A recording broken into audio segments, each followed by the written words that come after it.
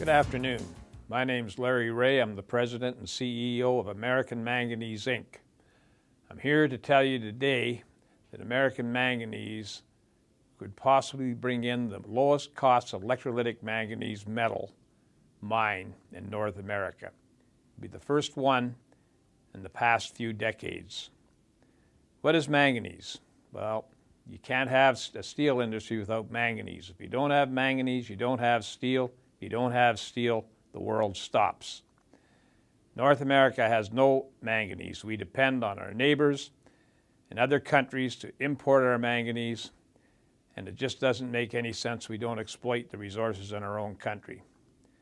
So I'm here to tell you that we are moving ahead with the feasibility study, we're moving ahead with the environmental studies, and we're moving ahead with a massive drill program in order to build the American Manganese Inc. into the first primary electrolytic manganese producer in the United States. Please visit our website at americanmanganese-inc.com or call us at 604-531-9639. Thank you.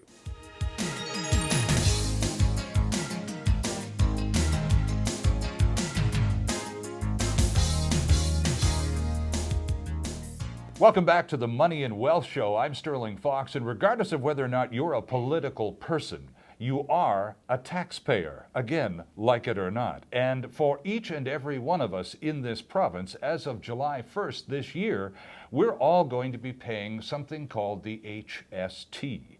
One of the chief opponents to that notion is the former Premier of British Columbia, Bill Vander. Bill is with us, and the kickoff is now, the clock has begun ticking as of April the 6th until July the 5th. Correct. You have a 90-day window to get this groundswell of HST opposition across the province mobilized and delivered to the government in what fashion? We had to draft a bill in order for Elections BC to give us the petition, which incidentally, like everything else today, I had to pay for. I had to pay for the people's petition. They wouldn't give it to me until I gave them money first. To Elections BC? To Elections BC. Okay. Not much money, but I had to give them money first. They're good people, they're good folks, they've been very cooperative, they've been reasonable as they could be given the legislation. So now if we are successful, when we are successful, Okay. we take not only the petition, but the legislation that Mr. Chris Delaney and myself had to draft in order to get Elections BC to approve the petition. The legislation was presented to them, checked by their lawyers several times. They came back with a constitutional question. They certainly had some changes to recommend or to suggest that we couldn't put in, and the legislation was finally okayed. This would be the Anti-HST Act. It's Okay. called the HST Extinguishment Act. Okay. And it will extinguish the HST the moment it's approved by the government, by the people in the legislature. It'll extinguish the HST. It also requires the government to pay back whatever it is they collected between June 30th, the cutoff date for the PSD, Right. and when it is they dealt with the legislation. It requires them to refund whatever more they collected because of the HST to the people of BC on a per capita basis. Okay, let's come back to that. I want to talk about the process now, because the clock is ticking. You have until July the 5th. Better get out of You've here. got to mobilize foot soldiers in every corner of our huge province, Yeah. and you've got to deliver. Now, it's 10% of registered voters in every riding, each of the 85 constituencies provincially in the province. That's correct. And you've got to get it done by July 5th. By July 5th. Okay, how's it going so far? Well, so far we've been very fortunate. We've got a provincial strategy team that has put together not only the agenda, but the strategy. So the first part of the strategy is to get the initiative rolling. And right now we have 21 regional coordinators. Each regional coordinator has about 2, 3, or 5 constituencies, depending on where it is they are. And each constituency has 3 captains. Each captain has 15 to 20 foot soldiers. So that's the system for the initiative. Okay. The real kickoff was yesterday, April 6th. Right? But it begins basically a week after, because we're just now getting the petitions, Oh, okay. the sheets. So probably a week after the April 6th date, the real field work begins.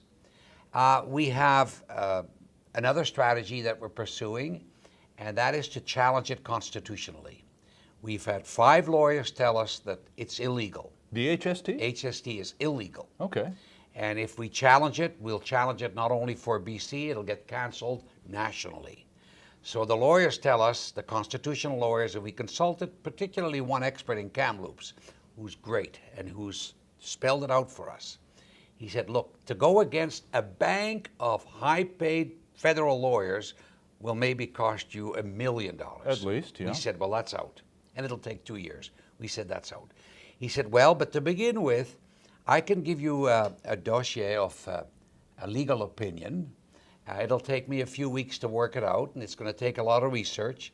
And he says, I'll do it for a reduced price because I support your cause.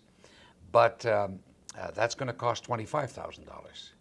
But he says, it'll be good enough for you to go to a judge in the province and seek it to go to the Supreme Court of Canada, and at the same time seek an injunction to stop the HST from happening until it's been heard by the Supreme Court of Canada. Okay, stalling the process. It'll stop the process. So let's assume, for the sake of argument, that all of this goes forward as per the requirements. Then the legislature is confronted by a very clear, visible will of the people. There's enough people, registered citizens, who are protesting this legitimately according to the government's own rules. What then does the government do with this massive paper that you intend to dump on their desk on July the 6th? Yeah, it'll go to Elections BC first. Okay. And they'll do a total audit, and they'll check every name on the petition. Right. To make sure these people are registered. But again, assuming that's all okay. Assuming that goes okay, now it goes to the committee sends it to the legislature has 3 choices. They can approve it, they can turn it down, or they can send it for a referendum. Right. If they decide on the referendum, it doesn't happen till September of next year. And we need to get 50% of all the registered voters to vote in favor of our referendum.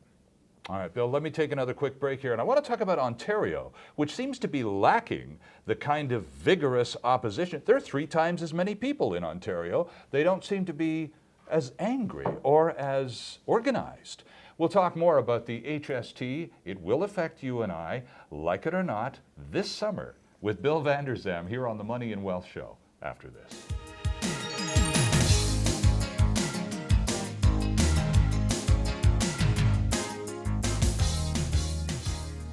Good afternoon. My name is Larry Ray. I'm the President and CEO of Gold Ray Resources Corp., a company that trades on the TSX Venture Exchange and has the majority of its operations in China. We are currently developing a resource there with limited production at this time. Our goal is to increase this production up to about 1,200 to 1,500 tons per day.